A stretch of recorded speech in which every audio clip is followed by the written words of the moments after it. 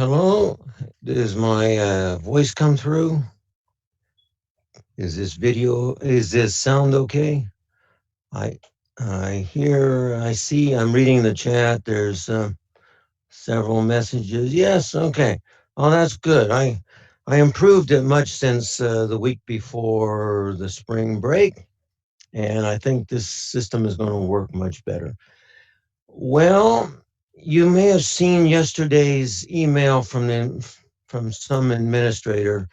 They're asking that we not use the same Zoom ID number day after day. Hackers apparently are able to get a hold of that number and intrude in meetings. And so the procedure, at least here, will be that a half hour to 20 minutes before each class meeting, I'll email you the Zoom number for the day, and then we'll repeat that again every day. The administrators asked us to use passwords, but I'm going to hold off on that for myself. Maybe other faculty are using passwords, and that's fine. But right now, we're just going to use random session ID numbers.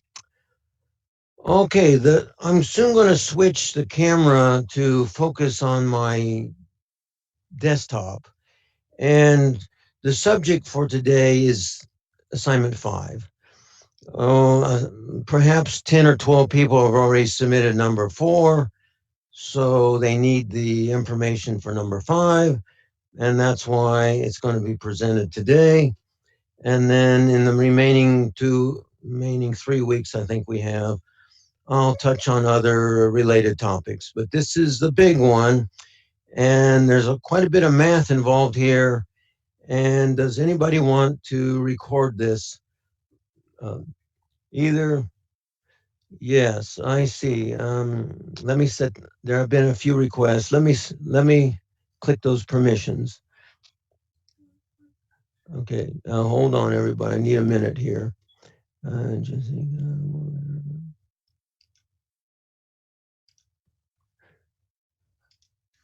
Okay. Anybody else? I'm glad to do it, but I have to. Someone says already recording. That's nice. And someone says the sound is coming through, and that's pretty good too. All right. Well, if the way it is, I think I explained before that the default setting is do not allow recording, but I'm more than happy to flip the switch and turn on recording for anybody who wants it. Even if it's for your private use, you just want to keep it for yourself. Whatever, I'm okay with anybody recording anything. Okay, so I'm going to switch the camera to see how this goes. And I'm going to use a Sharpie to write in this area. Let's see if the light needs to be brighter.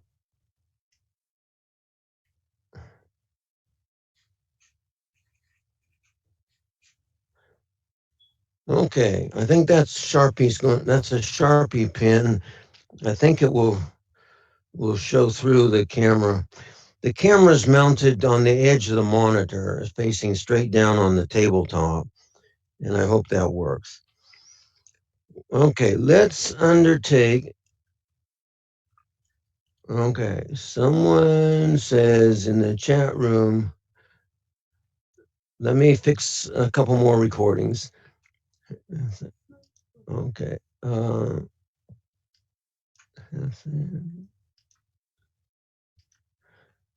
Okay, there's one of them. I use a different recording software instead of the Zoom one. And he has a message for Hazan. And okay, some of you are more sophisticated on video recording than I am, and that's just fine. Okay,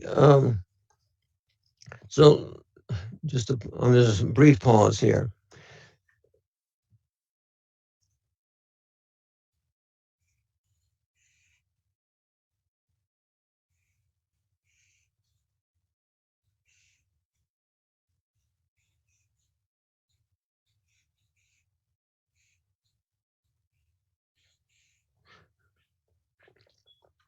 Okay. So this one.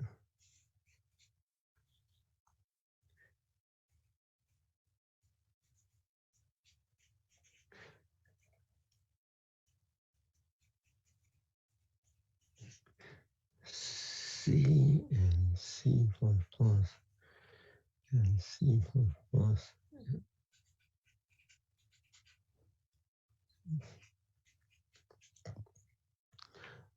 Okay.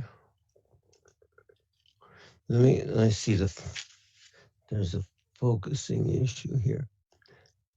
Okay, there's the calling structure that's been common through lots of the assignments earlier this semester, and it's the common one for assignment 5. And there's not much. The new stuff is in this area right here. Okay, so the the input data is like in the past. Display data is like in the past. This one computes resistance according to a formula that's given in the handout. But what's new is we want to time this, how long this function requires to execute. So this lecture today is about timing. The whole subject is on how to measure the time of execution. And I'll start in on a new blank sheet of paper, but that's the diagram we're going after.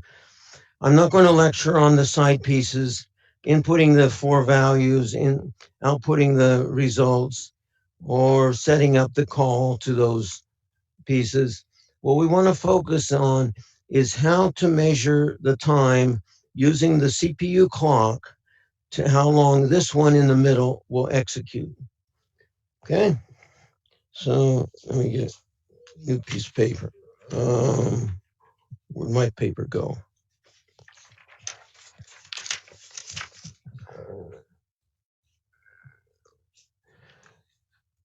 Okay, the CPU has 2 features we should be aware of.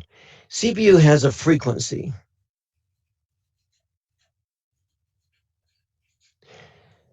The frequency is a measurement of how fast the ALU, have I talked to that? There's arithmetic logical unit.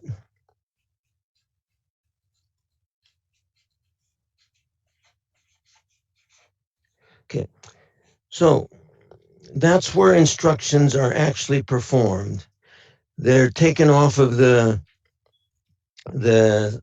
the software according to a pointer, next instruction pointer, and they're moved to the ALU and they're executed, and then another one is moved in and it's executed. So the CPU frequency refers to how fast it's in it's the ALU is executing instructions. Frequency. This is not clock. Now the clock is coming in about 2 minutes. Frequency is a speed of execution.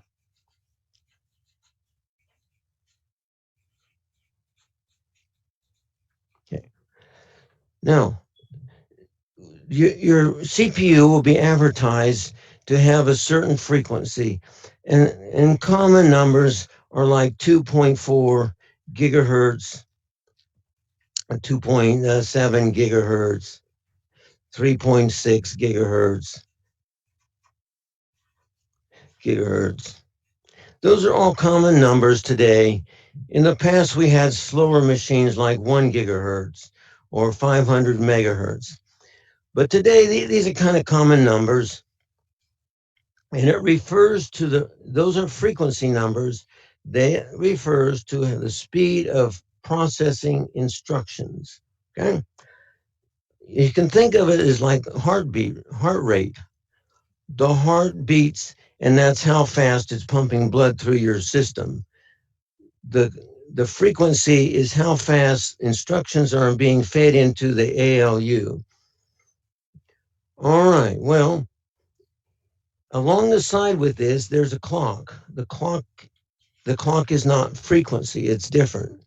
We have a clock inside the CPU, and it ticks, it beats at a fixed rate. Clock ticks at fixed rate. Okay. So this clock is doesn't tell us minutes, hours, and seconds. It's just kind of dumb.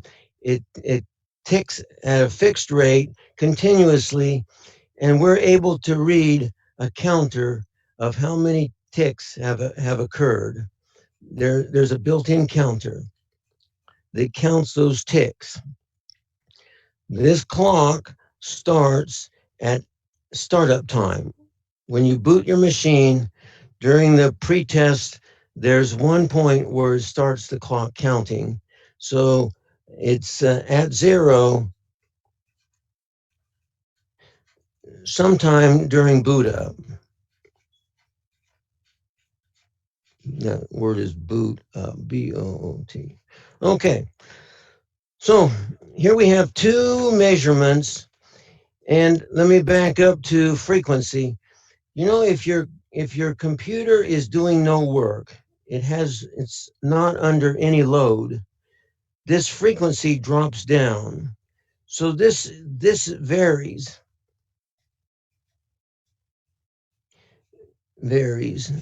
I'm supposed to spell the word varies. It varies with the load. If it has a heavy load to do, all four cores, all eight cores will go to their maximum rated speed.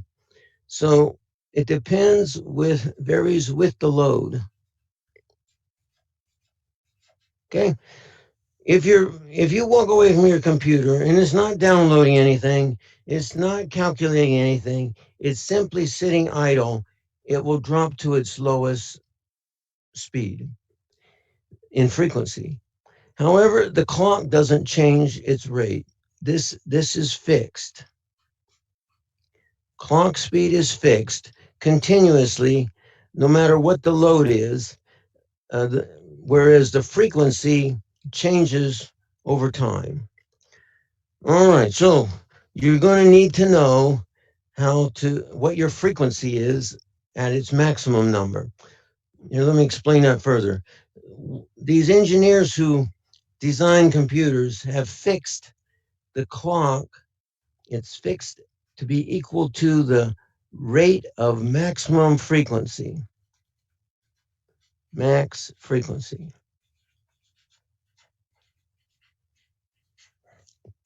See, and whereas the frequency varies, it has a max where it maxes out. Overclockers try to raise that number, but that's not our business. The clock, it ticks at the rate of the maximum frequency. So if maximum frequency, suppose, I hope you can see that. Suppose max frequency is 3.0 gigahertz.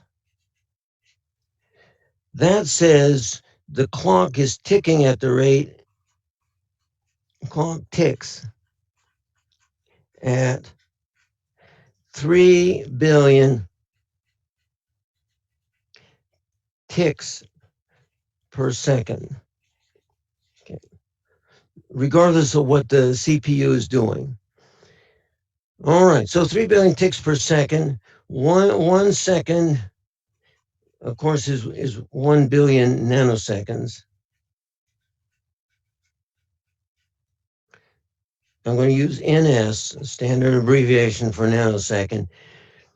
And therefore, the clock rate can be expressed also as 3 ticks per nanosecond. Okay.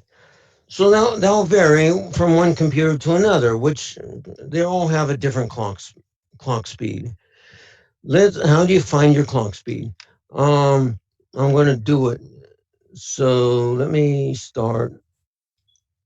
I need a terminal, and I'll show it to you with a shared file in just a moment. It's coming up in front of me.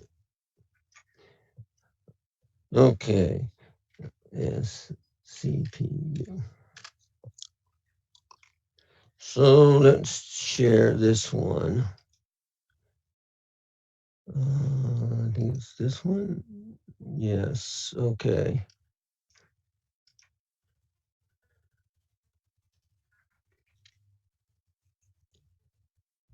Okay, I think you're looking at the same thing I am.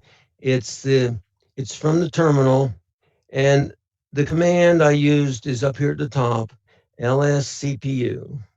Okay. And it gives all this information about what's in your CPU. It can run 32-bit programs. It can run 64-bit, little Indian uh, formatting inside.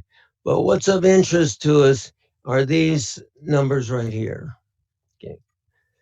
So you can see the max is 36. By the way, these are given as megahertz, but that's okay. 3.6 gigahertz is the max speed, and that makes my clock speed. And when it's completely idle, it's supposed to be 1200. Isn't this a rarity? I'm I think that's a round off error. I'm below minimum. I'm actually just simply talking and nothing is moving. So my CPU is extremely slow as far as frequency. All right, that's not important. The important one is each of you will need to be able to get that middle number, your maximum CPU frequency. All right, so for the record, record the command lscpu, and in a Linux terminal, I don't know what the other operating systems do. That will provide all this CPU information. That's kind of here's something I haven't figured out. Over here, it gives the processor, and it gives its rating at 3.3 gigahertz, but over here it says 3.6. I don't know why those are different. Um, that'll take some investigation. I don't know. For purposes of this homework, you can pick either one. They should what they those two numbers should match. I don't know why they don't. That one should match this one, but for purposes of this homework, you pick either one of them, and you'll be fine.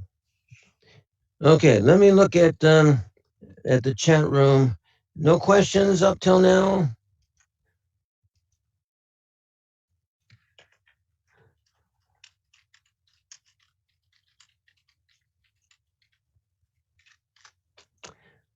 So we're going to stop the share. And any questions, anybody? Okay. All right. So let's pursue the clock here. We as we the programmers are able to read the clock's counter. Read the count from the clock. Remember, it's real stupid. It has no other access other than this one number, which is the count of the number of ticks since you booted up. Well, in short, it comes as a pair. Um, CPUID and RDTSC. Okay. The second one actually reads the counter.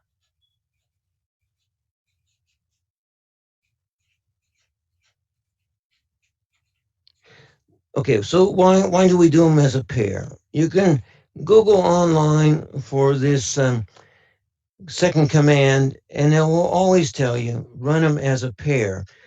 So here's what happens. Your program is not serial. Your program execution is not serial. It's not one instruction after another instruction after another instruction in a sequence. It gets split up among cores. You'll have several cores active on the same program, and some are executing statements ahead of time, and some are further behind. So I don't know what word to use. Let's call it as non-sequential.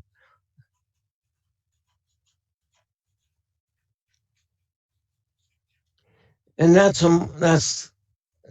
a characteristic of modern computers. There's several cores will be working on the same program at the same time.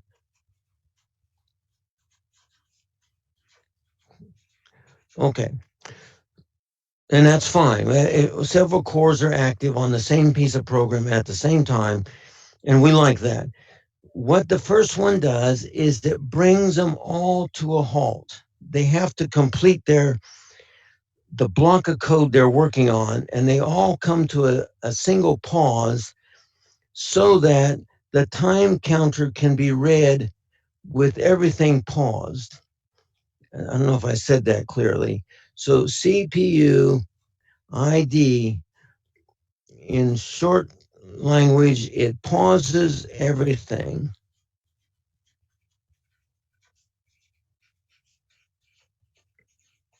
long enough that you can get a good read off of the clock.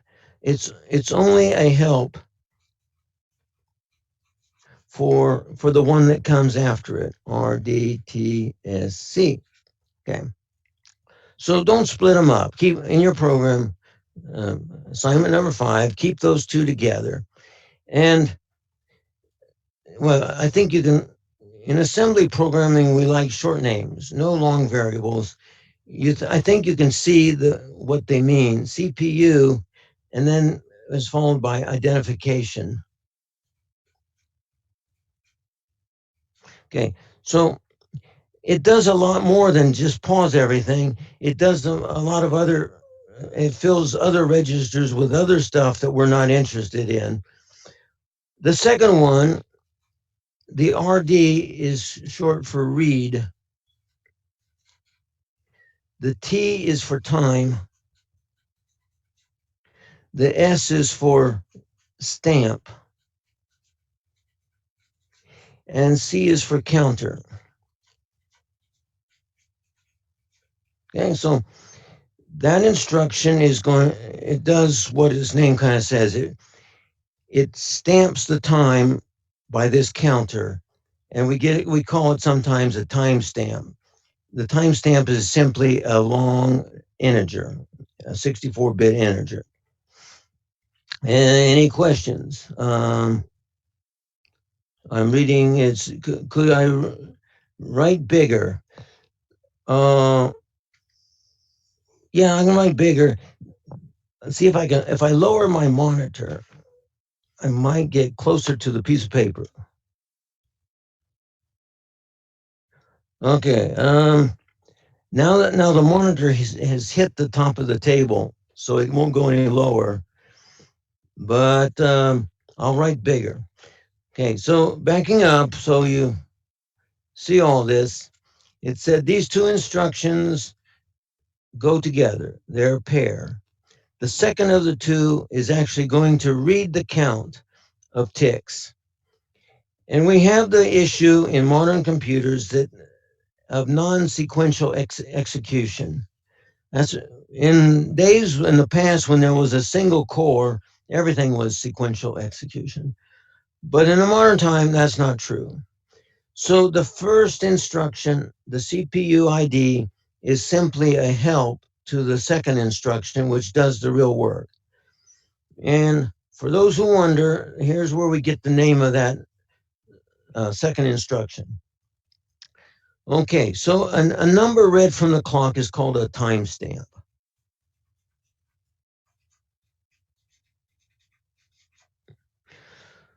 Okay, so now here's the details. At the rate of, I'll present an issue.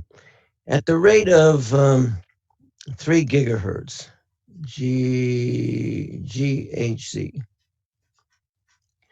and you only no a gigahertz is one action number of actions per second. The word second is built in there. So that really means 3 ticks of the clock per 1 nanosecond. Okay, so in old times we had only one register, EAX, which is 32 bits. Oh, I'm supposed to write larger. I'll try to get bigger. Okay. Before 2005, more or less that year, computers changed over to 64 bits. But before that time, the EAX was the place to store the timestamp. It's a um, 32-bit register, and at the rate of a modern computer, 3 ticks per nanosecond, the question is, how long does it take until that register overflows?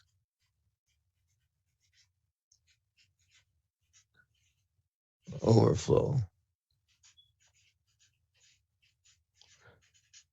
Okay, I'm watching. Someone says it's better writing. Yes, it's clearer that way. I lowered the camera. It's about 14 inches above the piece of paper. Okay, so here's the clock's ticking, 3 ticks per nanosecond, and it's writing this. You read the number and you put it into the 32-bit register. How long does it take to overflow? I won't ask for your answers. I'll give you the answer.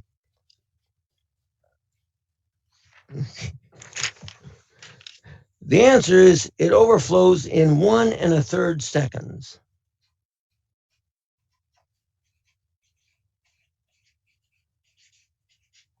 Okay. Clearly, that register by itself in those old days, before 2005,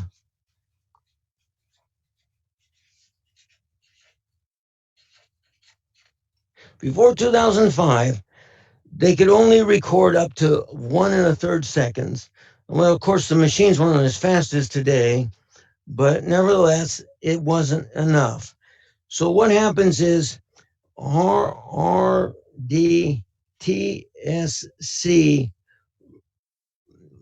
gets the integer and it puts it in EDX combined with EAX. So it's a split integer. When this one reads and it gives us a number, that number is, I'm going to draw a picture here. And then it's over here.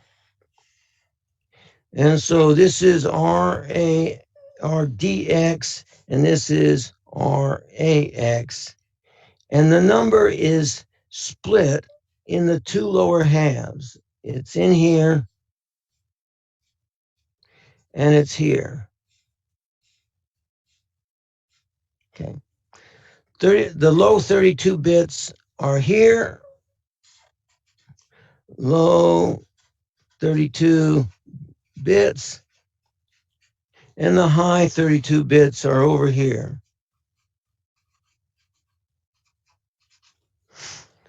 Okay. It would. This is sort of a carryover from old days when they only had 32-bit registers, and it's still in place because you can't change stuff on people's programs that are depending on it this way.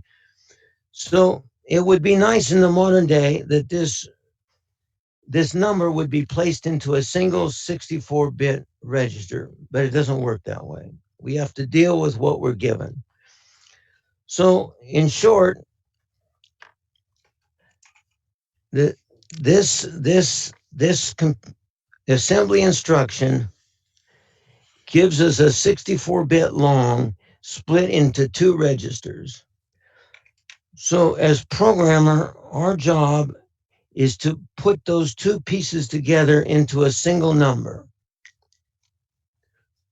Okay, we're the programmers. We have to combine the two halves into one number.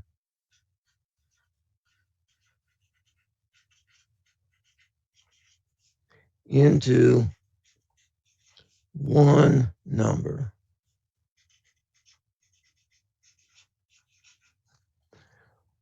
Okay, so here's how you do it. This is to help you make progress in assignment 5 and not have to spend time Googling for answers. How you do it is use the shift left command. SHL,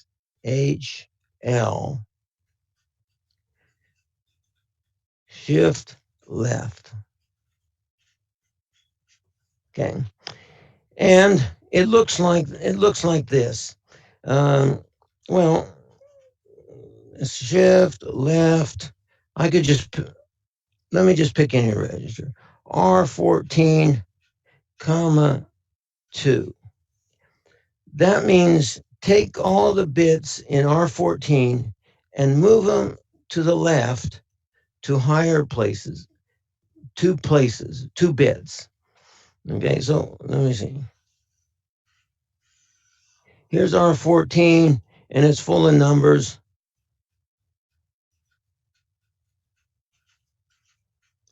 And then you apply this shift to the left 2 places, and these 2 on the far left drop out.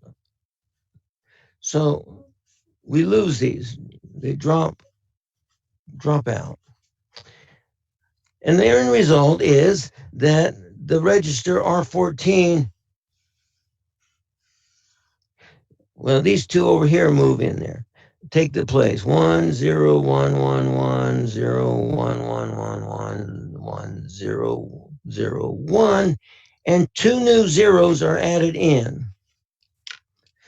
So these two new bits. Let me fix the paper. Okay, so a shift left moves all the bits to the left. You lose, in this case, you lose 2 of them, but 2 new zeros join on the right to take their place. So you can shift left on anything. Shift left, R14.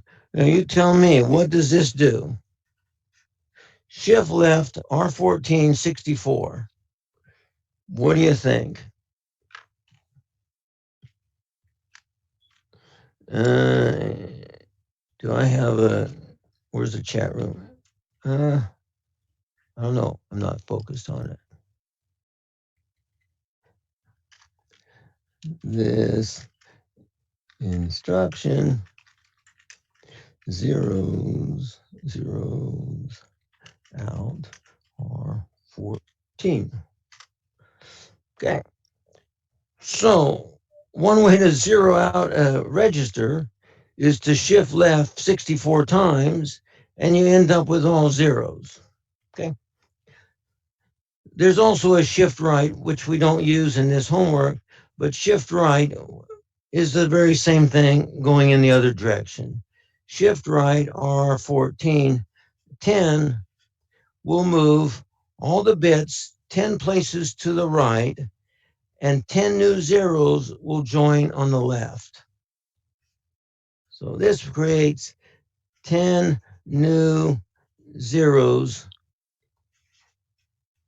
on the left. Okay, so we have a shift left and we have a shift right, and we're going to use the shift left now to solve our problem with the clock. Okay, new piece of paper.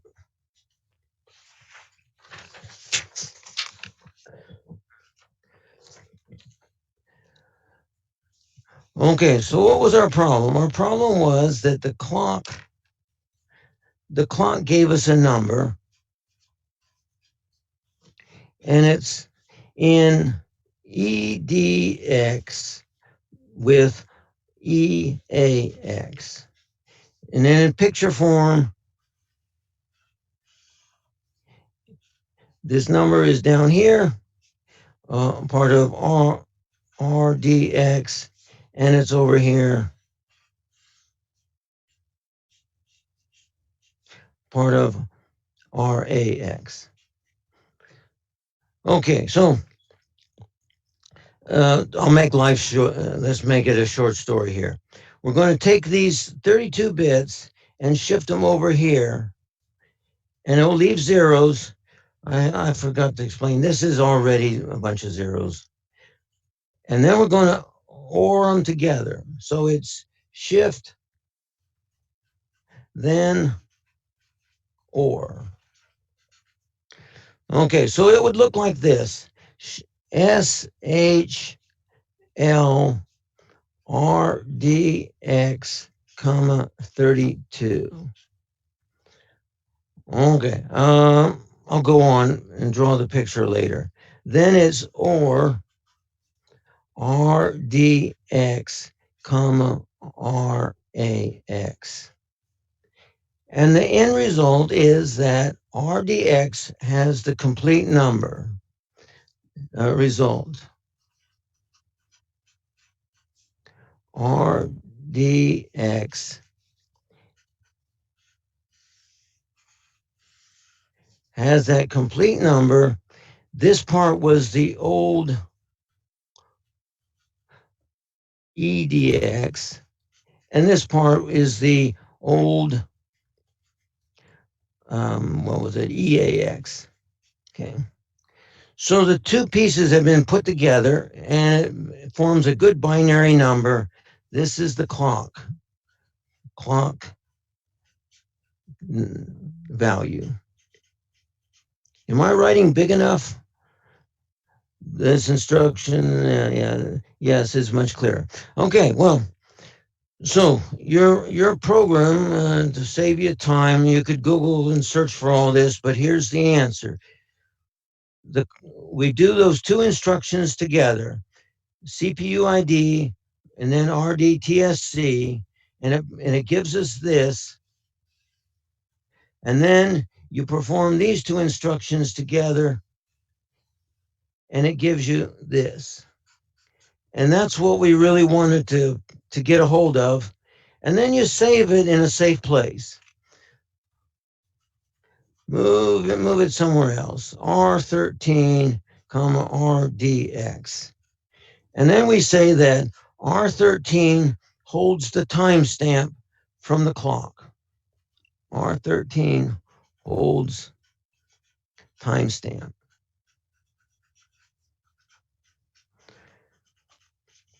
Okay. Okay, I'm looking at the chat room. To me, probably yes. Okay, let's try. I'm pausing here. Any questions?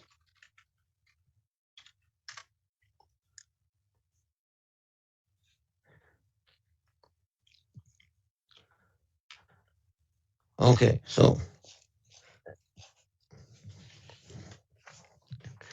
back in the, let me see, on a previous page, I had that diagram.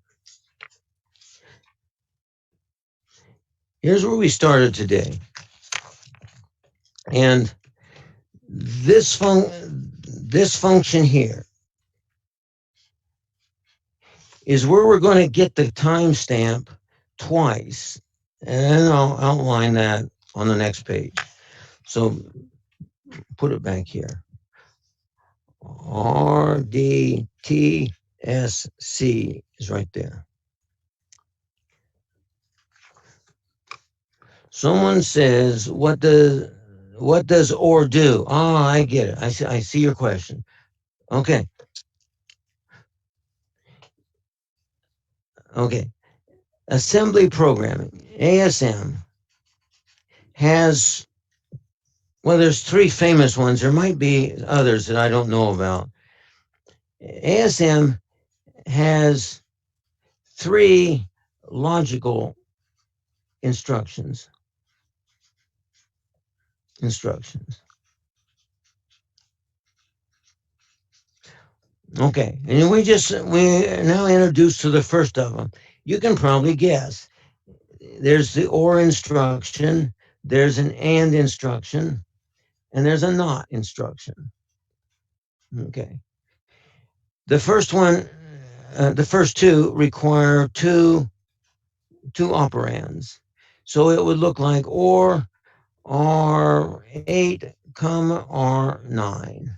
The next one would look like and R8, two registers. And the last one takes a single register, not R10. Okay, so let's let's take the OR. What does OR do? It takes the two registers in, for our purposes, we draw them parallel, one on top of the other. Um, so R8 looks like a bunch of bits. I'll make up a few. 1 and a 0 and a 0 and a 1 and a 1 and a 0 and a 1. R9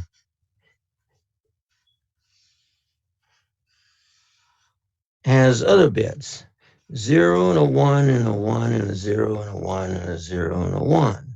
Okay? So when you perform the OR operation, like up here, it looks at this pair of bits and executes an OR. 0 or 1, 0 or 1 is 1. And we can go through this, and then the new value, the new R8, let's compute it here. So 1 and 0, 1 or 0 is a 1. A 0 and a 1 is a 1. A 0 and a 1 is a 1. A 1 and a 0 is a 1. A 1 and a 1 is a 1. A 0 and a 0 is a 0. I should say or. 1 or 1 is 1. So it performs, in our case, an OR operation 64 times because there'll be 64 pairs of bits.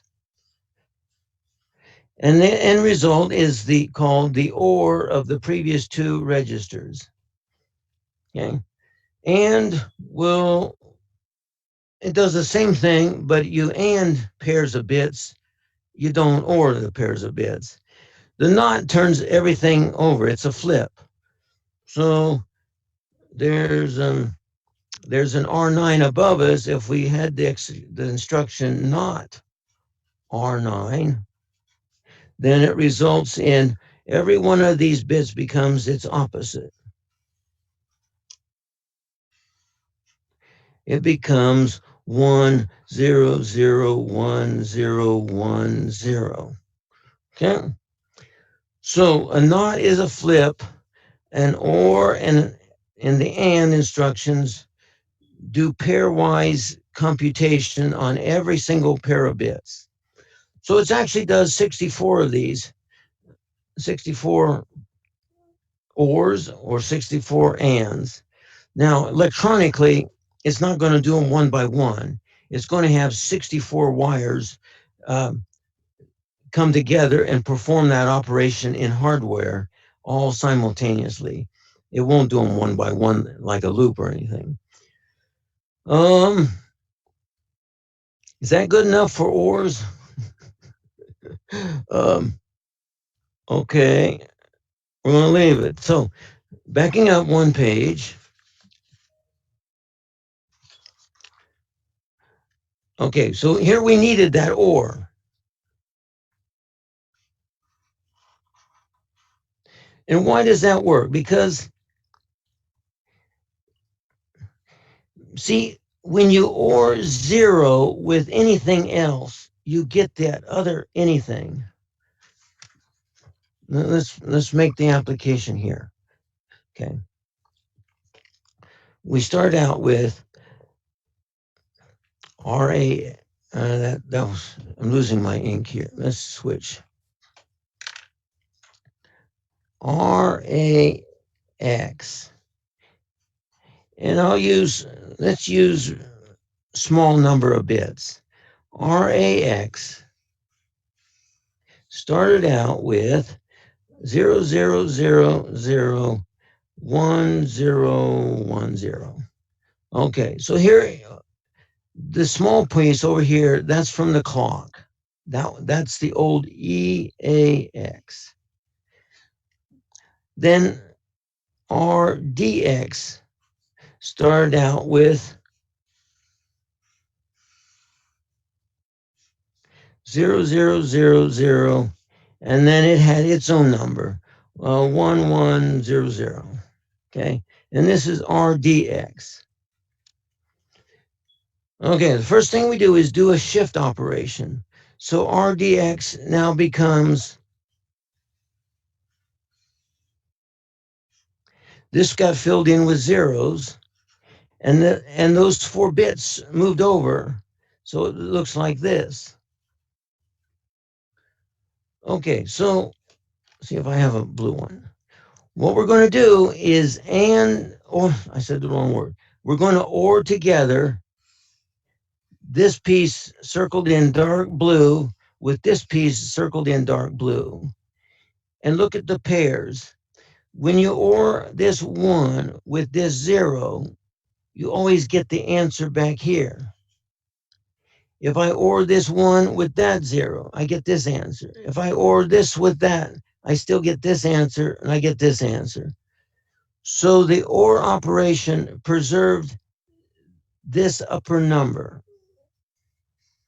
When we move over here, zeros ORed with anything preserves that anything. So when I OR this 0 with that 1, we're going to preserve the 1 in the answer. And this thing all gets copied down here so that the end result is, let's see if I can squeeze it in over here. The end result is RDX has both numbers intact. It has 1100 and 1010. It saved this piece and this piece in one register. That's the nature of performing an OR on bits. Is that this piece here is our final good answer. That's the timestamp. Now I only did it in 4 bits and 4 bits. The machine's doing it with 32 and 32, but it's the same principle. Okay, someone says he thought it was something else. No, we're good to go then, I think. I think the question was answered. Okay, so another piece of paper.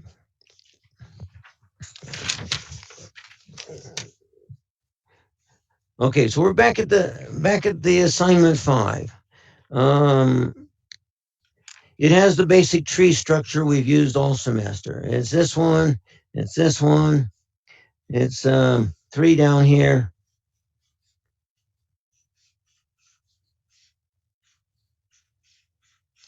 Okay, and so right now we're concerned with what goes in here.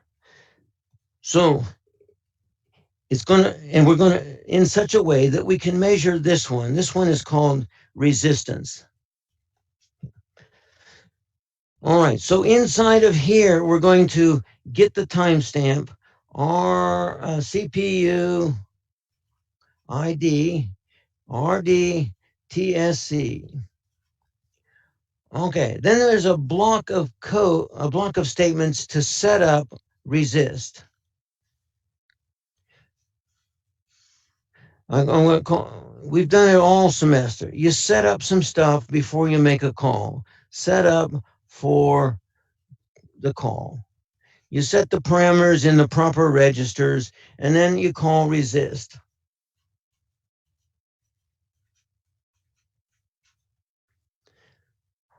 When resist finishes, you want to get a timestamp again. CPU, ID, RD, TSC. Okay. And then, you do that and you save it in a safe place. Save it, save. And then you do it again, and then you save it in another safe place. Okay. So that's the block, that's the logic of calling the middle function whose time of execution we want to measure. You, you get a timestamp from the clock, you set up and call the function, then you get a timestamp again, and you save it. For this discussion, let's say this one was R13 and this one was R14. From experience, we know that those registers are rather safe. So what comes next? Below here, we want to subtract those two. Subtract. Maybe it's, well, let's go to the next line. Sub R14, comma R13. Subtract the small one from the large one. Subtract small from large. Okay, so what the result is, R14 holds the number of ticks that was required to run the function resist. R14 holds ticks. Well, ticks required to run the function. Required by function. Okay, so if our world was if time in our world was measured in ticks, we'd be done. But it's not measured in ticks, it's measured in seconds and fractions of seconds. So the next job is convert R14 to nanoseconds.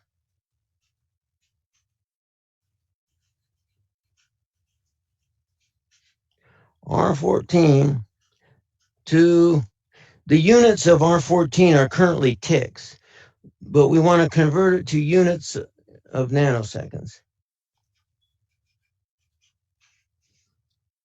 And is that visible up there yet? I see. Okay. I sort of get it into place. Okay, so we read the clock twice. We have two timestamps. We subtract one timestamp from the other. The early one subtracted from the later one. The end result is the number of ticks required to execute the function. And now we're coming to the last problem to be solved. Convert those ticks into nanoseconds. Everybody with it so far? We got to do this last piece of the puzzle, and then it pretty much is done. I'm pausing here to see if any questions. ANYQUESTIONS question mark.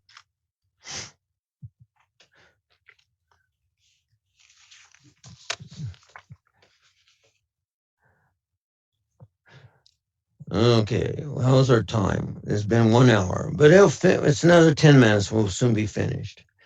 So, our job.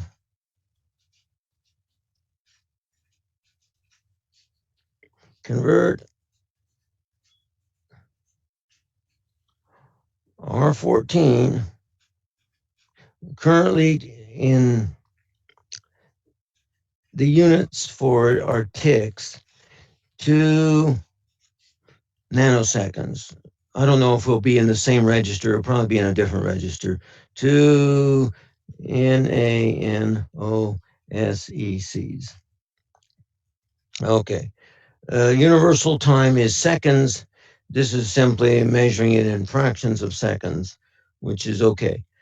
I expect that your answers will come up with numbers like 40, 80, 122 nanoseconds.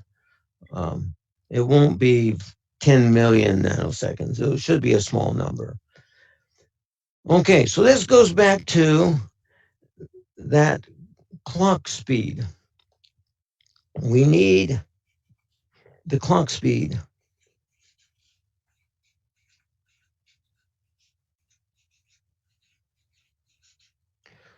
Okay, so and the clock speed is equal to the maximum frequency speed. Uh, for our clock speed, we got to do this. I should pick a number as an illustration. Let's say our clock. Well, what should be a good number?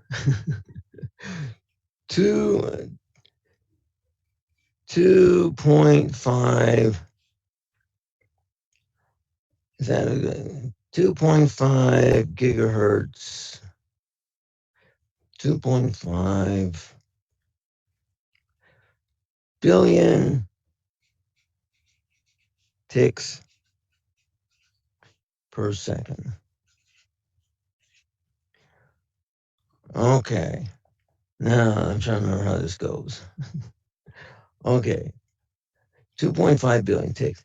Mathematically, that's the same as 2,500,000,000 ticks divided by 1 second. 1 second is equal to 1 billion ticks.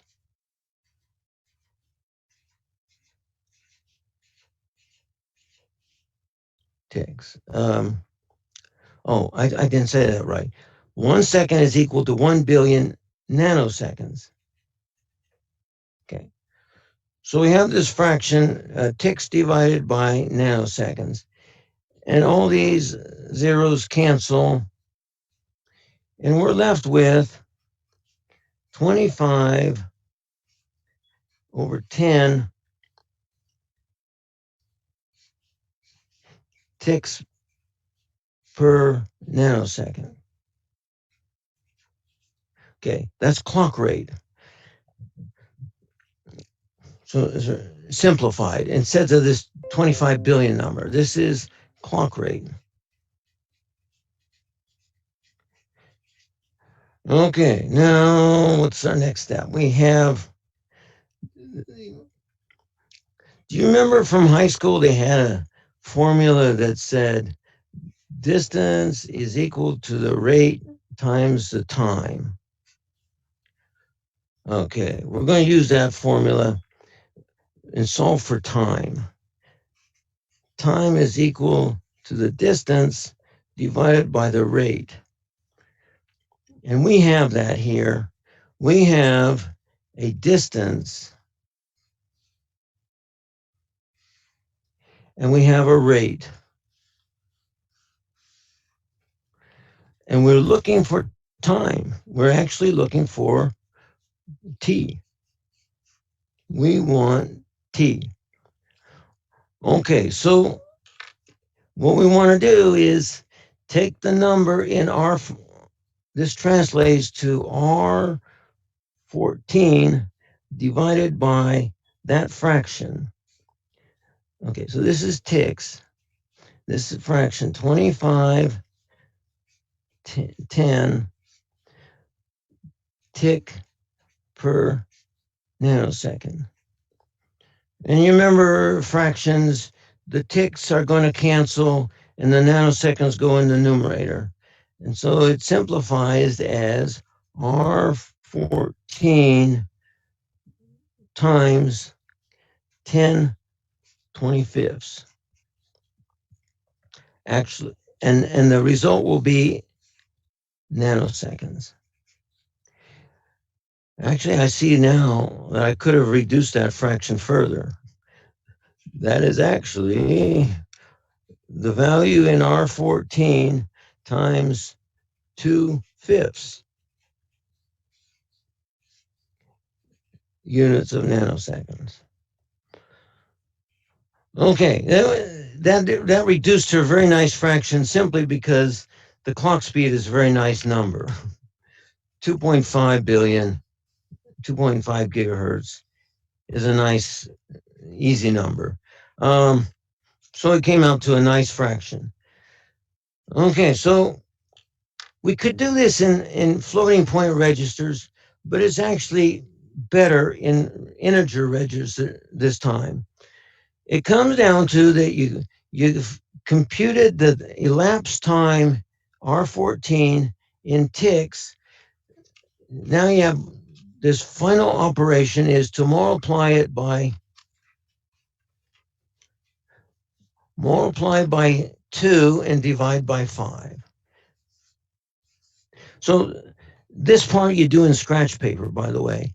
This part where you start with your clock speed and you find the ticks per nanosecond, that you do in scratch paper, and then you carry that number over to your computer and software, and you input a multiplication by 2 and a division by 5. Okay, so now we're going back to, I'm going to do that right now, but this goes back to the third week of the semester. We want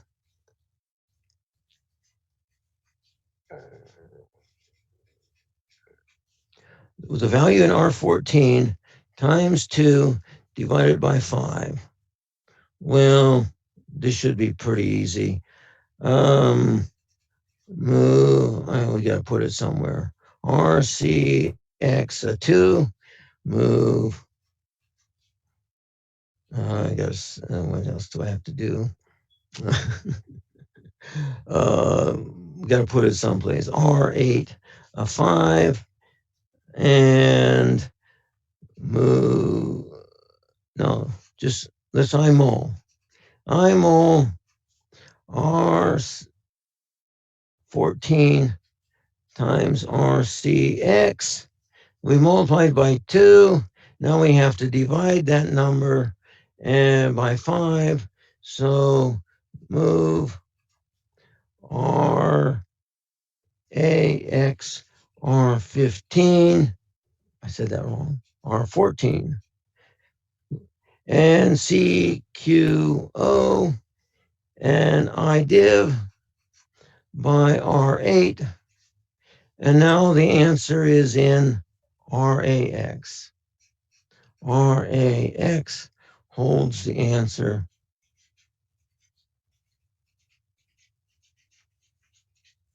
And there's a tiny fraction left over in RDX, which you can just simply throw away. RDX holds a remainder of nanoseconds. Remainder, my opinion is it's so small, throw it away. Discard. Okay, so after all this, here's where your answer will be. Now it's time to output that number. That number is how many nanoseconds the function resist used to execute. Number of nanoseconds. Function resist executed.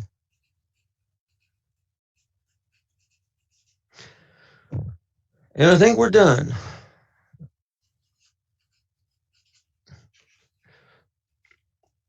Okay. So I'm pausing to see if someone wants me to back up, do anything, repeat part of it.